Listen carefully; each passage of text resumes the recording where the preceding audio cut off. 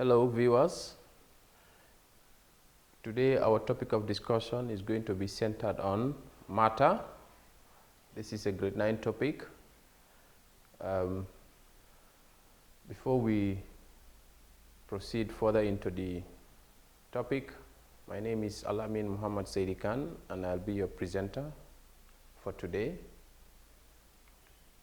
So looking at what matter is, if we look at the universe, we see that it is made up of amazing stuff, and scientists call this stuff matter.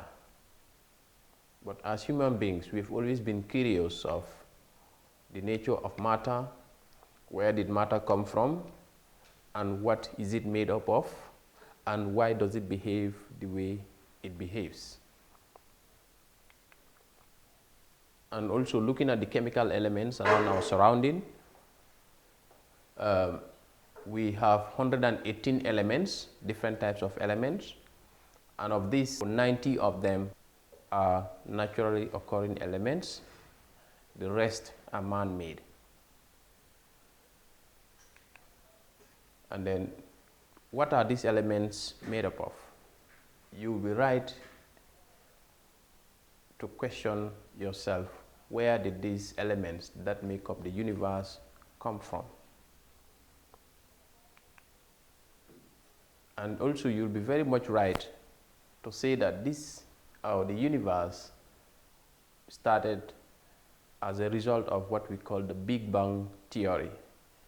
This is just a thought that is thought to have happened about 14 billion years ago, but it is only a thought and a theory. It cannot be scientifically proven. So this takes us into our topic of discussion today that we call matter, and under this topic we will be looking at what we call the atomic theory that will obviously answer our question of what matter is. And this will begin of our first question: what is matter made of? It started with the Greek philosophers such as Empedocles. From the time of Empedocles to Democritus and John Dalton. What are their ideas about the atom? Starting with Empedocles, he thought that everything that we have in the universe is made up of 4 things. And what are these 4 things? You have fire, earth, water, and air. These are the substances that unite to form everything else that we see on earth. And let us further proceed into his ideology, how he backed up his theory. And he said that the ratio of these 4 elements affected the properties of the matter. That is, when we look at the example here that we see, this is a stone which Empedocles stated that is made up of these 4 items. We have fire, air, water, and earth. And he said that because this stone is comprised of a larger proportion of earth and that of fire, that is why it is hard, and also it contains heat, a lot of heat in it. And then he also gave another argument of a rabbit, some will call it hair. It is also made up of these 4 substances that we are seeing here: fire, air, water, and earth. And this rabbit has a greater proportion of fire and water. That is why it is living, and that is why it also has heat energy in it. So these were the ideas that the Greek philosophers proposed.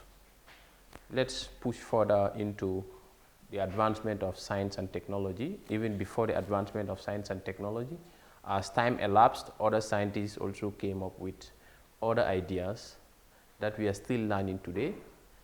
Let's look at John Dalton's atomic theory.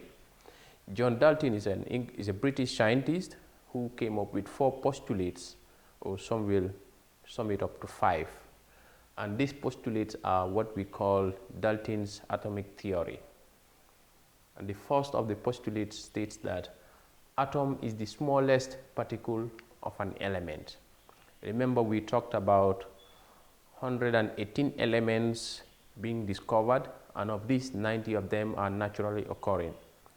And he said that of these elements, you have the smallest particle of each of the elements is what he called an atom. That is what Dalton stated. The second postulate states that atoms of the same element have the same size, shape, mass, and other properties. In a nutshell, or in essence, what that postulate is stating is that if you have any atom of any element, it is alike in all aspects. The properties of that element, it does not differ an inch from the atom of the other element, that is considering one same element. The third postulate states that atoms in a compound unite in a small whole number ratios. That is, when chemical reactions are occurring, these atoms combine in bits, that is in small whole numbers, not in large proportions or not in quantities that cannot be anything other than whole numbers. And then the fourth postulate states that atom can neither be created nor destroyed in a chemical reaction. These are the four postulates of John Dalton. Today, as we have developed in technology, we are advanced in science and technology, none of these postulates are acceptable today, but that is not going to be covered under this topic of discussion. That will be another topic for another discussion. So let's move on to the modern atomic theory. As I mentioned earlier on, science happens to advance.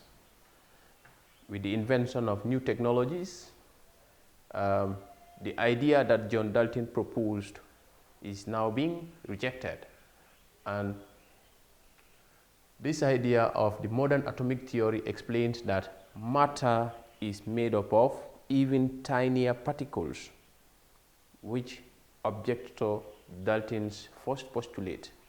We have seen that elements or matter in essence is made up of atoms and molecules, and these atoms further are also made up of what we call fundamental particles, and these fundamental particles are the protons, neutrons, and the electrons. So this statement alone have rejected the first postulate of John Dalton, which was stated as atoms are the smallest particle of an element. But we have seen that now that science have developed, these elements are made up of what we call the subatomic particles, which are the protons, neutrons, and electrons. And let's look at what an atom is. Atom is the basic particles of an element that can take part in a chemical reaction. That is how we define an atom. It is the basic particle of an element which can take part in a chemical reaction. And this atom has what we call a dense central core called the nucleus, which is surrounded by shells. And on these shells is where you find the electrons, that is the other subatomic particles. What is a molecule? This is the chemical combination of two or more atoms. So when we look at the example here, we have H2. It's a molecule of hydrogen, which is made up of two atoms of hydrogen.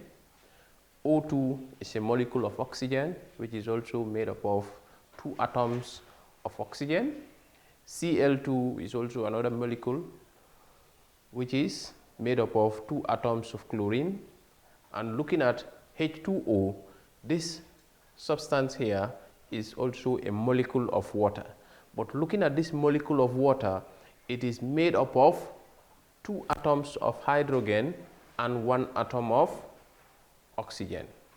So the list goes on and on and on again. So we look at an ion. An ion is an electrically charged atom.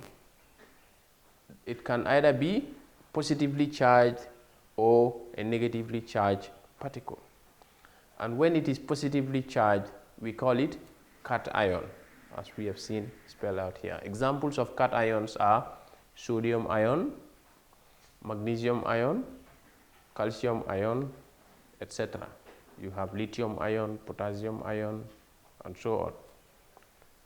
And examples of anions are negatively charged ions, that is when they lose electrons. Examples of anions are Cl minus, that is chloride ion, fluoride ion, and oxygen ion. So what causes ions or elements to become ions? For cations, they are formed when elements lose electrons. Let's look at how cations are formed. For example, when we look at sodium, which is, it has the symbol Na, and when the sodium loses an electron, it will form Na plus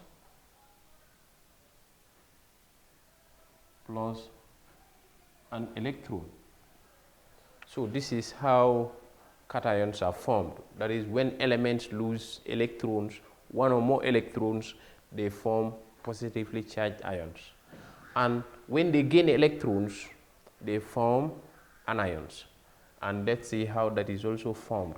We have Cl plus an electron, it will form Cl minus.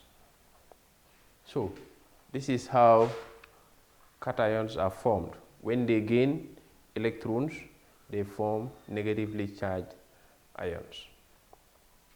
So let's proceed.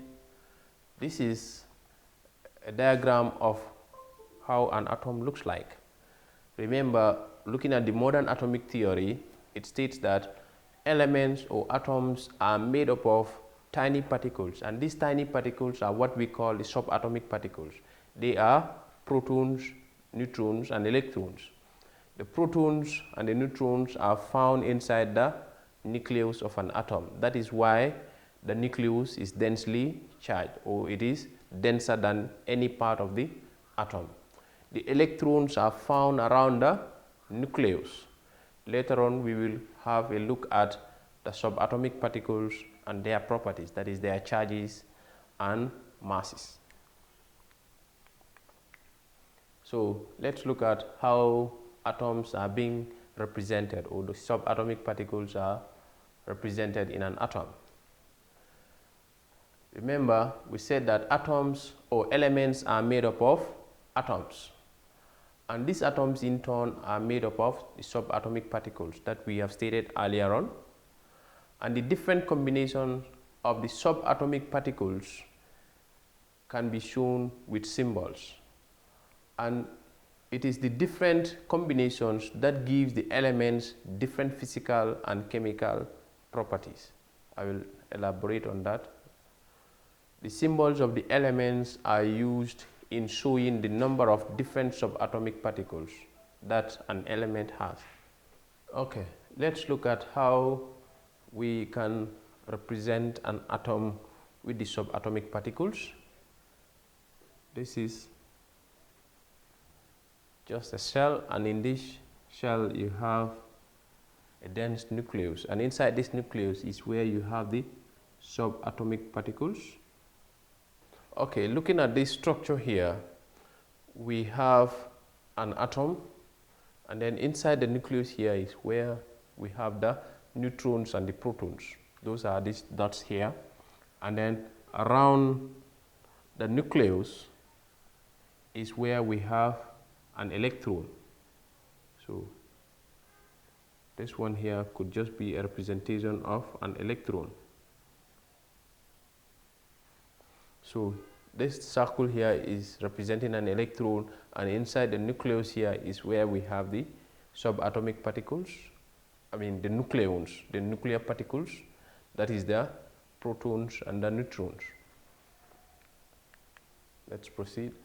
So now let's look at these subatomic particles one at a time. The atomic number is the number of protons in the nucleus of an atom. Remember, we mentioned about representation of an atom, and an atom cannot be represented without talking about these subatomic particles. That is, we have to first talk about atomic number. And what is atomic number? It is the number of protons in the nucleus of an atom. In a neutral atom, it is equal to the number of electrons around the nucleus. Let's take a look at this one also. Present an atom here. We have this as an atom, and inside the nucleus here,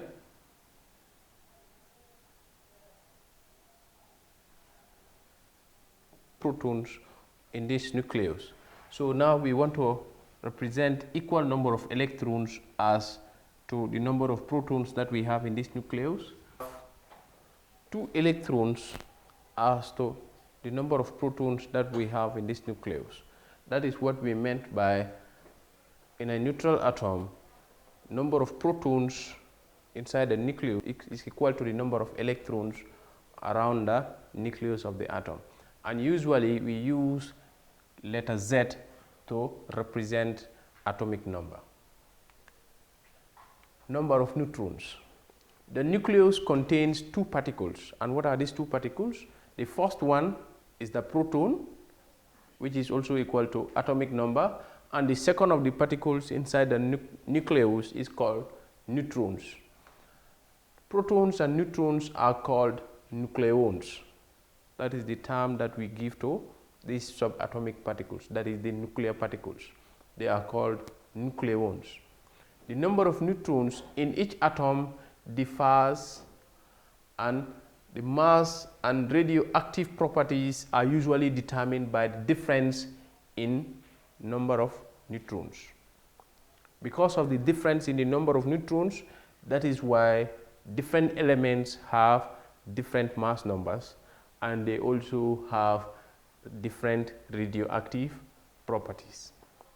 So because of this statement, this has also rejected the second postulate of John Dalton, which states that atoms of the same element have the same properties in all aspects.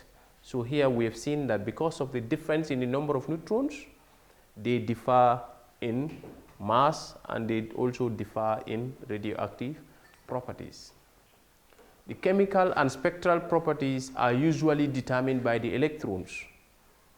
This one is a higher level than the level that we are talking about, but I just bring it to emphasize on it so that we understand that the spectral lines or the spectral properties are determined by the electrons around the nucleus. The number of neutrons in an atom is given by the symbol N. As we have seen, atomic number is represented by symbol Z. Neutron number is represented by symbol N, and it is also referred to as neutron number. So now we take a look at mass number. The mass number is the sum of the number of neutrons and the protons in an atom. It can also be called nucleon number. It is possible for atoms of the same element to have different mass numbers. This is due to the different number of neutrons, as we have seen mentioned in our previous slide, that difference in the number of neutrons is what brings about what we call isotropy or isotopes. And mass number has symbol A. So we also have a relationship that connects mass number, neutron number, and atomic number. And this relationship is given by mass number A is equal to atomic number Z or proton number, some may call it, but they are all the same, plus neutron number or number of neutrons. So this is the relationship that links the mass number, proton number, and neutron number. we will find this formula very useful, as we will see in our upcoming problems. So for example, now we have an atom X has 13 protons and 14 neutrons in its nucleus. Its atomic number, so looking at this statement here, we are told that an atom X, we don't know what this atom is, the name of the atom is not given to us. It has 13 protons and 14 neutrons in the nucleus. Even if this statement here, if the last two words are not mentioned, they only stop at neutrons. We know that the protons and neutrons are found inside the nucleus. So here, what can we get from this statement? We know that the atomic number of this element here will be 13, because we have seen in our previous statement that proton number is also the same as atomic number. And in a neutral atom, number of protons, number of electrons are equal. So we look at the second part, which states that its neutron number is 14. Looking at the statement above, the number of neutrons in this atom is also 14. So from these two statements, applying our previous relationship, that is mass number A equal to proton number plus neutron number, so therefore the mass number of this element here is 27. So let's take a look at another example here, which is an atom has 6 protons and 7 neutrons in its nucleus. Find the following for the atom. Find the following for the atom. The first thing that we have to find here is mass number, followed by number of mass number and the number of electrons. So to find the mass number of this atom here, we have to make use of the relationship that was given to us, which is mass number A equal to atomic number Z plus neutron number N. So we make use of that statement to find the mass number, and then to find the second part, part of the problem, we have to make use of the statement that was given to us earlier on, which states that in a neutral atom, number of protons is also equal to number of electrons. So this is the solution to the problem. The atomic number given is 6, as in the problem there. The number of neutrons also is 7.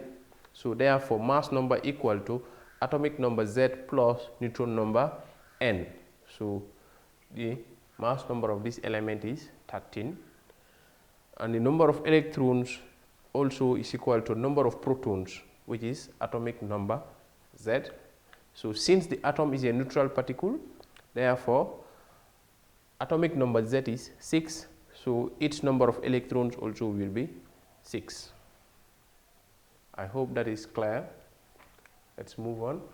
So how do we represent an atom? To indicate the mass number and atomic number of an atom of symbol X, these are the things that we need. We have mass number is usually represented with symbol A. We place this as a superscript. What is a superscript? It is what is raised to the power of anything. Okay, it is usually raised at the top. It could be on the left or on the right, but when we are representing symbols, mass number is always indicated on the left, top left corner of the symbol, and atomic number Z or proton number is represented as a subscript at the bottom left corner of the symbol. So as we have seen in this symbol here, this is how we represent an atom. So here, A here is raised as the superscript, and it is what we call mass number, and the subscript here, which is Z, is the atomic number of this element, X, and the symbol of the element here is X. So whenever you see this representation, you have to understand that it is a representation of an atom. So we have another method of representing atoms. So this one is also another method. The other one is what we have seen previously. So usually we just write a symbol followed by the mass number of the element. Here we have the keys to this representation, where X is the chemical symbol, Z is the atomic number, and A is the mass number of the element. So when we look at this here, we know that this is element X with mass number A. That is one method. And this is another method, which is element X with mass number A and atomic number Z. So these two representations are different, and they give you different information. This one does not give you the information of the atomic number of the element that you are representing, whereas this one gives you the atomic number of the element that you are representing, both the atomic number and the mass number. And from this statement now, you can find the neutron number of the element using our relationship of mass number equal to atomic number Z plus neutron number N. So we have examples. This is silver with mass number 107. Here, looking at this statement alone, we don't know the atomic number of silver here. But looking at the second representation, it gives us the atomic number of silver, which is 47, and the mass number of silver here is 107. So here we have more examples on representation of an atom. The element lithium has symbol Li, has a mass number of 7 and atomic number of 3. So using this information, we can show this information as we have seen in our previous representation of an atom, which is Li with mass number 7 and atomic number 3.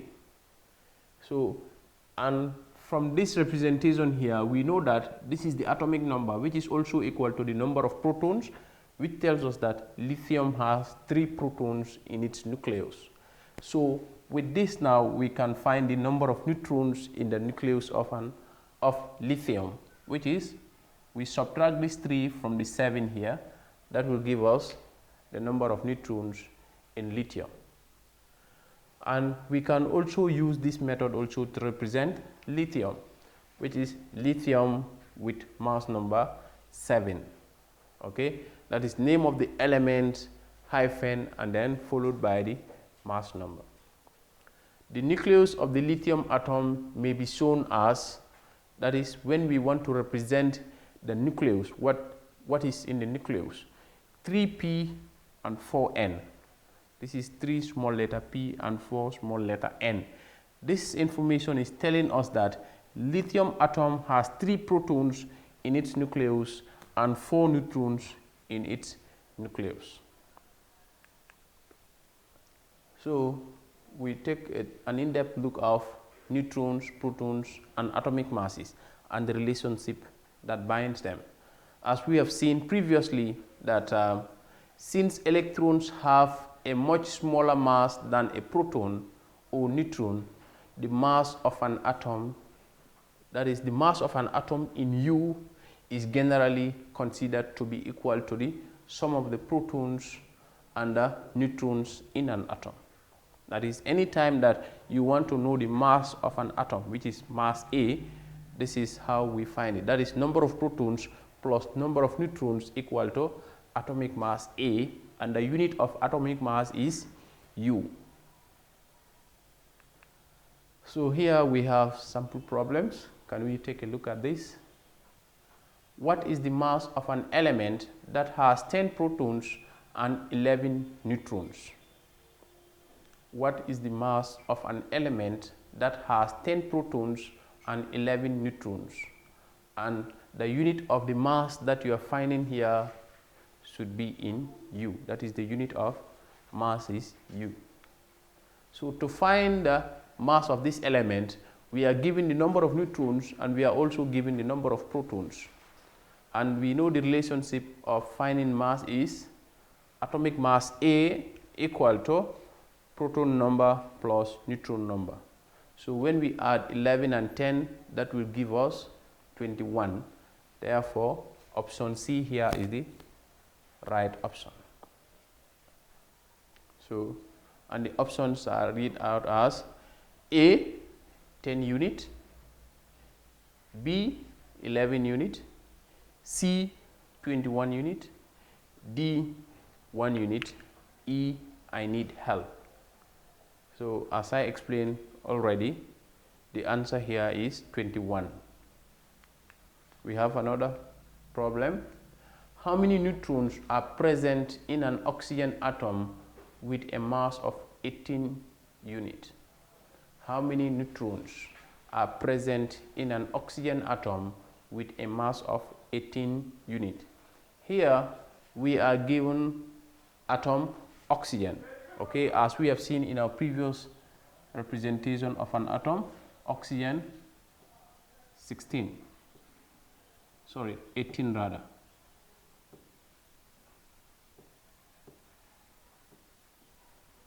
Oxygen 18. So here we are not given the atomic number of oxygen, but from our knowledge of the periodic table, we know that oxygen has atomic number 8. Atomic number 8. So therefore, when you do the atomic number of oxygen, to find the number of neutrons, we have to make use of the formula A equal to Z plus N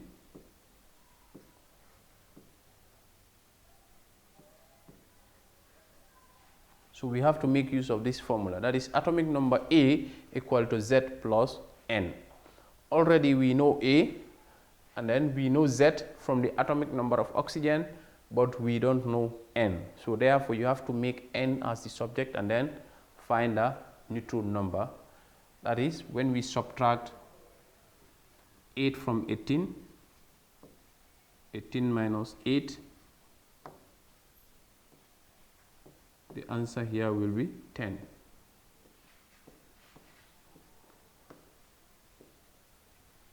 Okay, so the correct answer here is option D. Okay, let's move on. How many protons are present in an atom with a mass of 13 units if it has 7 neutrons?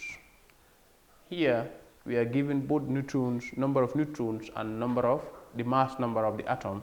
So therefore you have to find the number of protons by subtracting 7 from 13. So I don't think so we need to waste much time here. Automatically it will be 13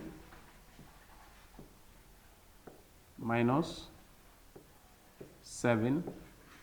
So therefore the correct answer here is 6, which is option A. Let's move on. What is the mass of an element with 18 protons and 18 electrons and 22 neutrons? Here, when we look at this question here, let us not be misled by the number of electrons. Remember, when we are finding mass number, we only need number of electrons if it is stated in the information that it is a neutral atom and the number of protons is not given. That is the time that you make use of number of electrons indirectly.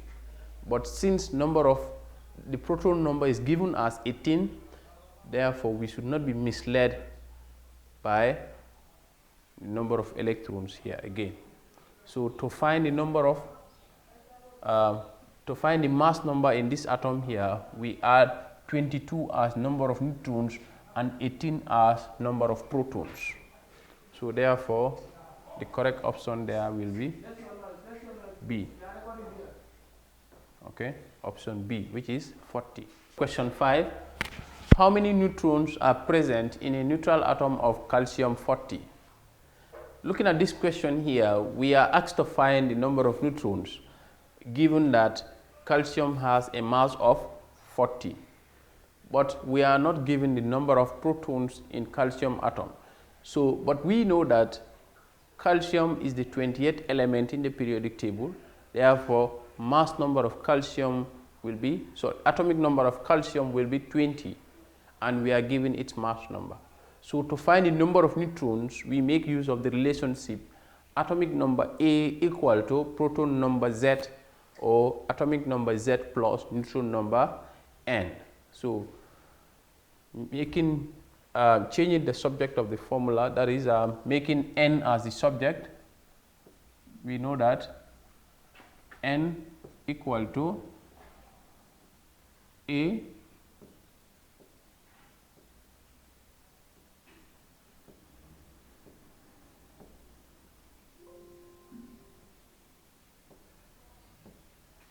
A minus Z, 40 minus 20. So therefore, the correct option here will be option C, which is 20. At question number 6, find the mass number. That is, we are given an element here which is Na2311, which is sodium atom. So we are to find the mass number. So this is a straightforward question here. So looking at our representation of the atom, we know which one is the atomic number and which one is the mass number. So let's move on to the next question.